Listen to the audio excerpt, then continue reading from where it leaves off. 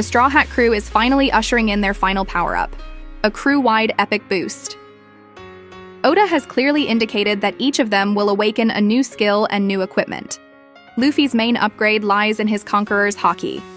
With his current level of Haki, he still can't break through the Gorosei's Devil Fruit powers. Only by reaching the level of top-tier Conqueror's Haki like Joy Boy can he instantly negate the Gorosei's immortality.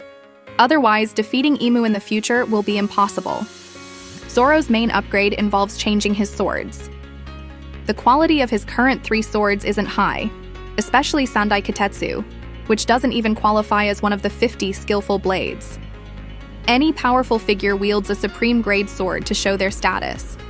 If Zoro wants to become the world's greatest swordsman, he must replace Sandai Kitetsu in Elbaf. Usopp is currently the weakest in terms of combat power in the Straw Hat crew. Insufficient firepower is his biggest weakness. We saw in the Onigashima battle that his attacks couldn't even break Ulti's defense. Therefore, in the Elbaf arc, Usopp needs to upgrade to a more powerful sniper weapon and also improve his observation Haki. After all, his future opponent is Van Augur, and the stronger his observation Haki, the easier it will be to counter the latter's teleportation ability. Sanji needs to awaken Conqueror's Haki. As the king's right hand, he can't be without this ability. Zoro already awakened it in Onigashima. Sanji is the only one among the Straw Hat's top 3 who hasn't learned it yet.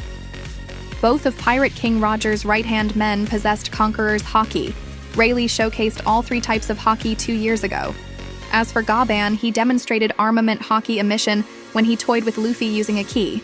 Comparing them, Sanji really needs to step up his game next. Chopper is clearly the most versatile warrior in the Straw Hat crew, capable of healing, supporting, and fighting. However, because he ate the human fruit, model human, Chopper has been fiercely criticized by fans, who call him a big sucker. But I think there's a good chance Chopper will awaken his fruit in the Elbaf arc and rename his human fruit. Model human to human fruit. Model great president. Franky needs to build an entirely new mech. General Franky is ultimately an outdated technological product. Looking back at the ancient robot Emmet from 800 years ago, it could briefly suppress Saint Saturn. If Franky is willing, he can completely utilize Lilith's technology to build the Thousand Sunny into a mechanical giant comparable to Emmet. Nami's combat power soared after obtaining Zeus. She no longer needs to upgrade her climb attack. Now, she just needs to develop Zeus's flight mode. This will give her an advantage in aerial combat. Brook, whose strength grows with his opponents and whose rank is unknown, doesn't actually have much to upgrade. He just needs to remember his main account's password. We know his alt account is the Soul King, but his main account is the Bone King, who sees even Roger as a newbie.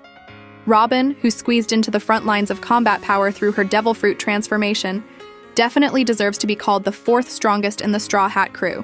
In her demon form, she effortlessly defeated the Flying Six, with Black Maria not even having a chance to fight back. However, this form's duration is very short. If she can increase its stamina, she will definitely be qualified to go toe-to-toe with a first mate. As for Jinbe, the most reliable man in the Straw Hat crew, he only needs to double his bounty. His current strength is enough to fight the Blackbeard Pirates' 4th ship captain, Burgess.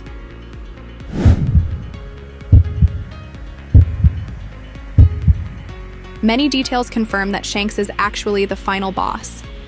Have you noticed that everyone who knows Red-Haired Shanks warns Luffy to stay away from him? Rather than saying Shanks has turned evil, it's more accurate to say he was never good to begin with. He may have been deceiving and using Luffy from the start, helping him find the One Piece, while concealing his true identity as a celestial dragon.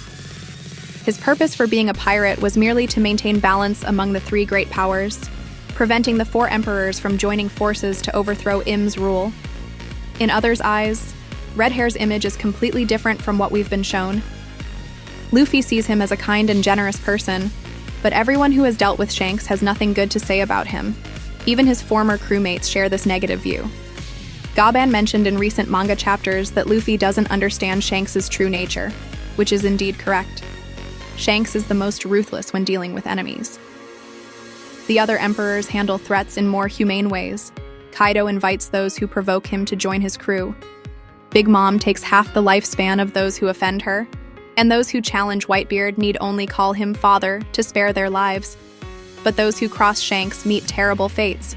Kid and Bartolomeo are perfect examples. Mentioning Luffy's name won't help.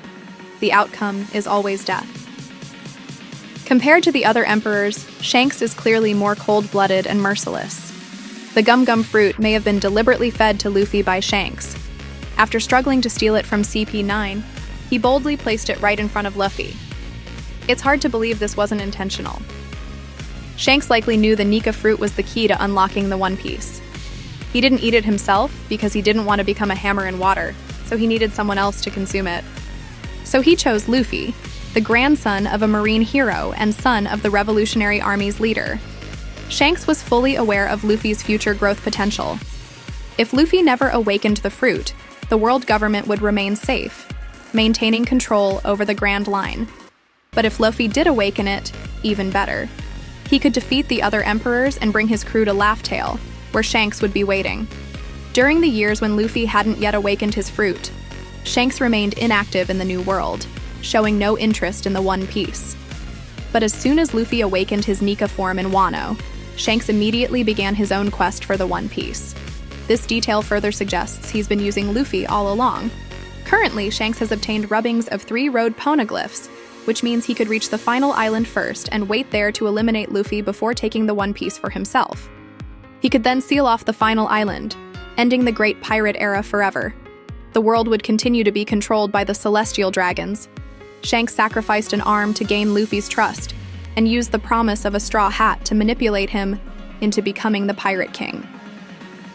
From the moment Luffy ate the gum-gum fruit, his every move has been under Shanks's watchful eye. Given Blackbeard's current standing, fans should question whether he's really the final boss.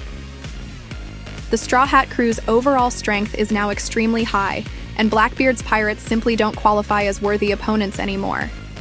The Red Hair Pirates would make for a more compelling final confrontation. After all, Luffy has stated he'll take down all 4 emperors, including Shanks. Oda has already planned the matchups between crew members.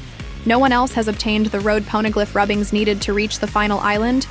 Only these 2 have made equal progress, making their encounter at the final island more likely, along with the possibility of a decisive battle.